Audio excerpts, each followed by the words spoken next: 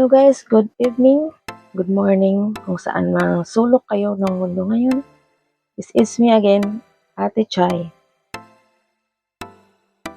Magre-reaction lang ako, brief reaction lang about this EDSI Part 53.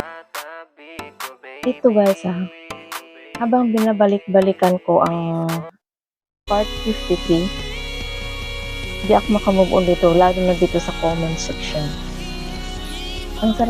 Ang sarap basahin yung nasa comment section. Bibihira ka lang makabasa ng mga negative reactions about this love team ni EDSI. Lahat daw nagkinikilig. Yung kailang ulit daw nilang panoorin ang part 53, hindi pa rin sila nagsasawa. Kahit naman kayong mga EDSI fanatics, diba? Hindi lang natin hanggang lang tayo, hanggang kilig-kilig lang. Huwag nating pasobrahan. Kasi nakaka-toxic na yung puro ka na lang bashing, o ang naririnig natin within this week is puro bashing. Ito, ang sarap lang kasi balik-balikan na puro lang, positive vibes lang tayo dito guys. Huwag nating haluan ng issue, si ganito, si ganire, maganda, si pangit. Mas mabuti kasi yung nagbibigay tayo ng bukal sa puso nating nararamdaman na ang love team na ito is all about may patutunguhan. Yun lang masasabi ko dito sa love team ng EDSI guys. Ito na guys. Yung paulit-ulit na tinanong ni Eds na, anong gusto mo? Ano gusto mo? Tapos walang gatul na, walang pakimik-kiming sinagot siya ni Beyonce na. Ikaw. Ano ako? Joke lang. Hindi ba? Oh my God. Ay, nako. Ikaw sa bagay. Ang ko na yun eh. Pipigilan mo lang yun eh. Mga inday. Dito guys hindi talaga makitaan na lumalaban na talaga si Beyonce sa mga kay Ed. Hindi na siya sometimes si Ed kasi pag may mga hugot lines, kung may mga na siya, sinasabi lang yung joke, diba? Ito pa yung sa akin si Ed na gusto niya yung place na romantic place ang gusto niya. Gusto ko medyo magandang parang romantic ba? Napaka-plain dito. Pero ang sabi ni Beyonce is Romantic na po yan, basta magkasama tayo. o diba? Ay, Diyos ko. I cannot explain my feelings about this love team. Ay, nako, ang mga katibuang natin dito. Ay, iwan ko sa inyo, EDSI, oy. Hindi alam ang sasabihin ni EDSI ito. Parang kinakabahan pa siya na sasabihin yung kanyang nais sabihin kay wifey. Yung katagang yun. Yung katagang pampakilig. Yung katagang pinapakilig ang buong EDSI community. Sige mo? Baka isang pangamatungutang nilag eh. Diba? Hindi lang EDSI community.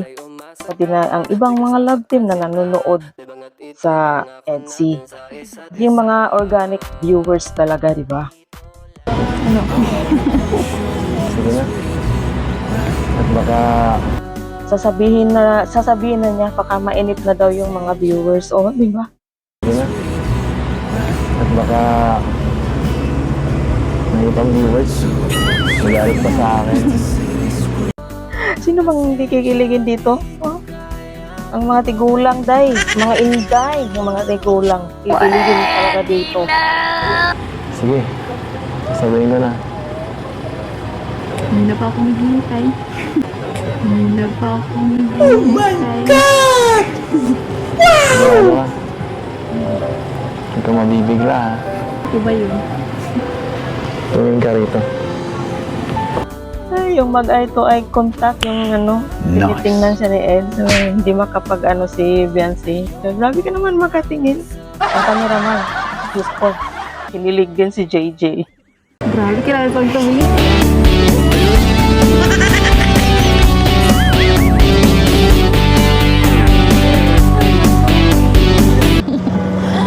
Bakit? Lang. Bakit?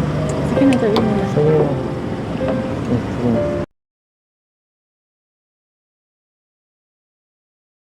Kaka-inlove talaga itong dalawa, Mami Yusek.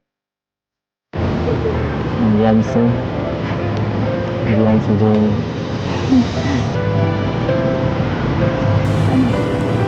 I love you. Maganda ang buong AFC community. Maganda ang buong mundo.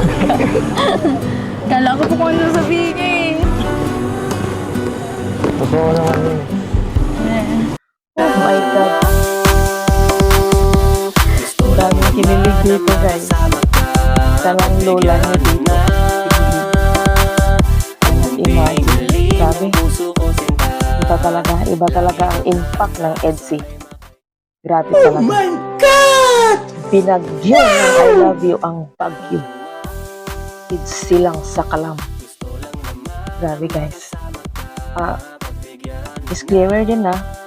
At saka, wag naman kayong guys, yung ibang love team. Wag naman kayong magagalit sa mga EDSI na nagsasabing EDSI lang sa kalam. Kasi ang tunay na sa kalam, si Kuya Bal lang ang tunay na sa kalam. Diba, guys? I love you na. I love you, Bagyo. I love you, Bagyo. Sagad hanggang buto. Oh. Lamigin man kayo, andito pa rin ang EDSI nyo. O, diba? Paano masabi? At isa pa, ito ang nakaka-good vibes. At saka, ang sarap talaga magbasa ng mga comments dito sa comment section ng part 53. Itong, may isang rito na, siguro, EDSInatics ito. Maka-EDSI ito, sabi pa niya, this love team is going to be real, hindi eme ang kilos. Walang kaarte-arte. Dama ang bawat isa, magmula sa eye to eye, pati body language. As in, sa lahat ay bagay na bagay sila. Hindi pilit ang mga kilos. So natural talaga. Oh, nag-heart-heart si Madam. Si Madam, shout out sa iyo, Madam Cindy Sabas. I like your comment talaga, Day. Ito pa, guys, ito, nilagay ko dito.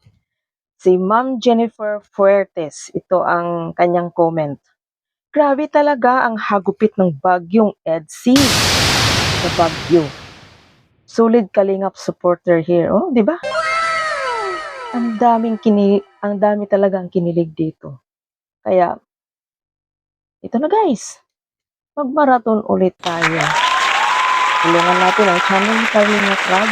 Tulungan natin yung magka-million views ulit para sa pantulong.